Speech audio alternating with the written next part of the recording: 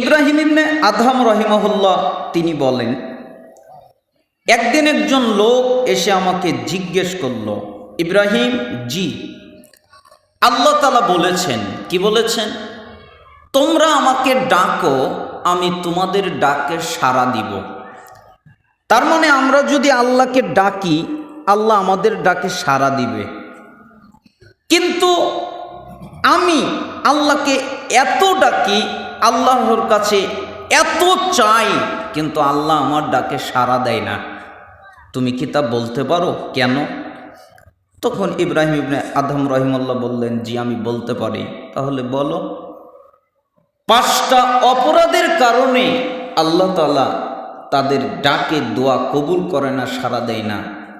যখন কেউ 5টা পাপ করে, 5টা অপরাধ করে, এই 5টা গুনার সাথে জড়িয়ে যায়, তখন তাদের দোয়া কবুল করা হয় না, আল্লাহ তাদের ডাক শোনে না। তখন লোকটা বললেন, আচ্ছা ঠিক আছে, তাহলে বলেন তো পাপটা কি? তখন তিনি বললেন, এক, আরাফতুমুল্লাহ ফালাম তুআদ্দু হাক্কাহু, তোমরা আল্লাহর পরিচয় পেয়েছো, আল্লাহর পরিচয় জানো, আল্লাহর পরিচয় কেমন তাও জানো। আচ্ছা, আপনারা আল্লাহর পরিচয় জানেন না? আপনাদের কাছে প্রশ্ন, আল্লাহর অস্তিত্ব আছে না নাই? আরো জোরে বলেন, আছে না নাই? আছে। এক শ্রেণীর মানুষরা বলে আল্লাহর অস্তিত্ব নাই, আল্লাহ হলো নিরাকার। আবার তারাই বলে জান্নাতের সবচেয়ে বড় নিয়ামত হলো আল্লাহকে দেখা।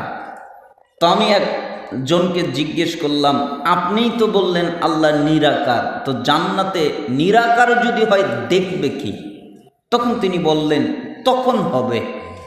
তখন আমি বললাম, আস্তাগফিরুল্লাহ, আপনি কি মনে করেন আল্লাহ এখনো অপরিপূর্ণ?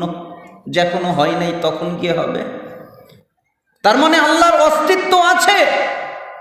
তোমরা আল্লাহর অস্তিত্ব জানো, আল্লাহর পরিচয় জানো, কিন্তু আল্লাহর হক আদায় করো না। এটা হলো একটা কারণ। আল্লাহর হক কি? আল্লাহর হক হলো একমাত্র তার ইবাদত করা, তার সাথে কাউকে শরীক না করা, শিরিক না করা, এটা হলো আল্লাহর হক। পৃথিবীতে যতগুলো পাপ আছে, সবচেয়ে জটিল এবং কঠিন পাপ হলো শিরিকের পাপ। কেন? আল্লাহ তাআলা বলেন সূরা নিসা 48 নম্বর আয়াত, ইন্নাল্লাহা লা ইয়াগফিরু আন ইউশরাকা বিহি ওয়া ইয়াগফিরু মা দুনা যালিকা লিমান ইয়াশা, নিশ্চয় যে ব্যক্তি আল্লাহর সাথে শিরিক করে, আল্লাহ তাআলা শিরিকের পাপ ক্ষমা করে না। এছাড়া যত পাপ আছে, আল্লাহ যাকে চায় তাকে মাফ করে দেয়।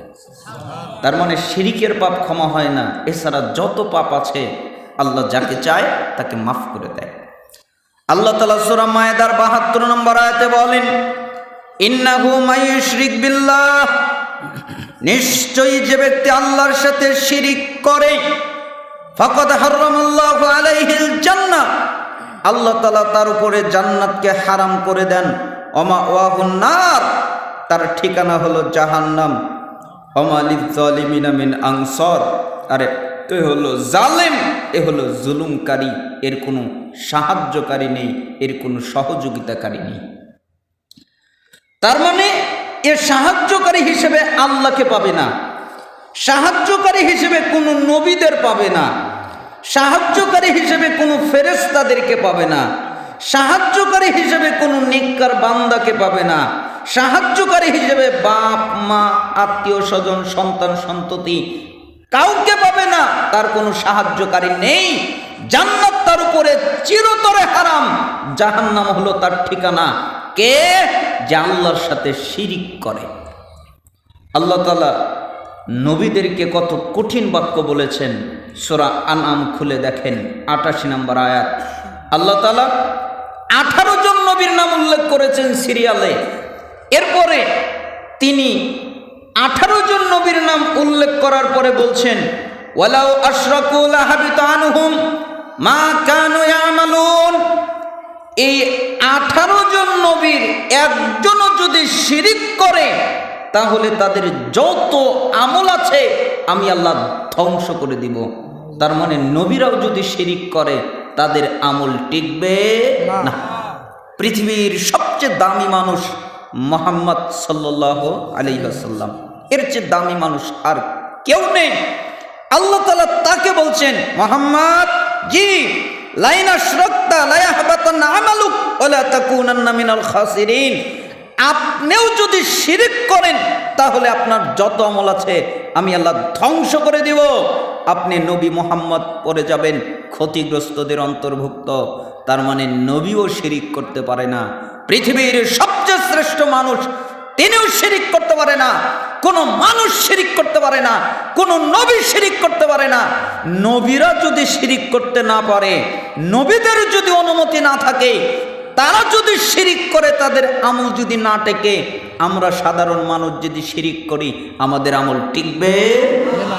ওয়াকাদিমনা ইলা মা আমিলু মিন আমালিন ফাজআলনাহু হাবাআম মানসুরা, আল্লাহ তাআলা বলেন আমি তাদের আমলের প্রতি খেয়াল করব, আমি তাদের সালাত দেখব, আমি তাদের যাকাত দেখব, আমি তাদের সিয়াম দেখব, আমি তাদের হজ দেখব, যত ইবাদত করেছে সব দেখব, এরপরে দেখব তার ইবাদতের মধ্যে শিরিক আছে, এ কারণে আমি আল্লাহ তাদের যত নেকি আছে যত আমল আছে সবগুলোকে ধূলিকণায় উড়িয়ে দিব।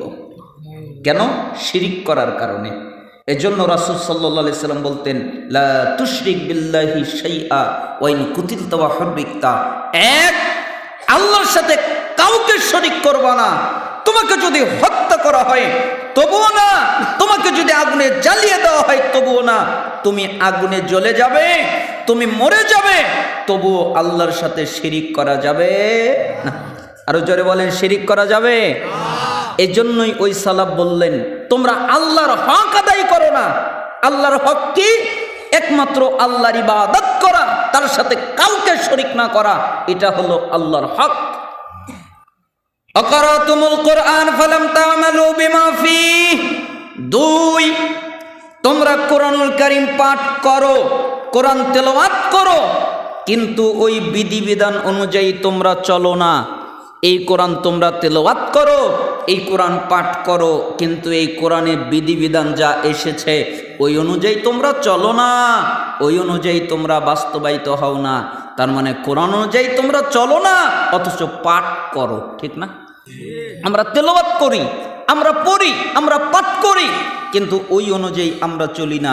এজন্য আল্লাহ তাআলা সূরা তাহা 124, 125, 126 নম্বর আয়াতে বলেন ওয়ামান আরাদা আন যিকরি ফাইন্না লাহু মাঈশাতান দানকা ওয়া নাহশুরুহু ইয়াওমাল কিয়ামাতি আমা, যে ব্যক্তি আমার স্মরণ থেকে, আমার জিকির থেকে, আমার কোরআন বোঝা থেকে মুখ ফিরিয়ে নেবে, আমি তার জীবিকাকে করে দিব সংকীর্ণ, আমি তার জীবনকে করে দিব সংকীর্ণ, আমি তার চালচলনকে করে দিব সংকীর্ণ, এবং তাকে যখন কিয়ামতের দিন উঠাবো তখন অন্ধ করে উঠাবো।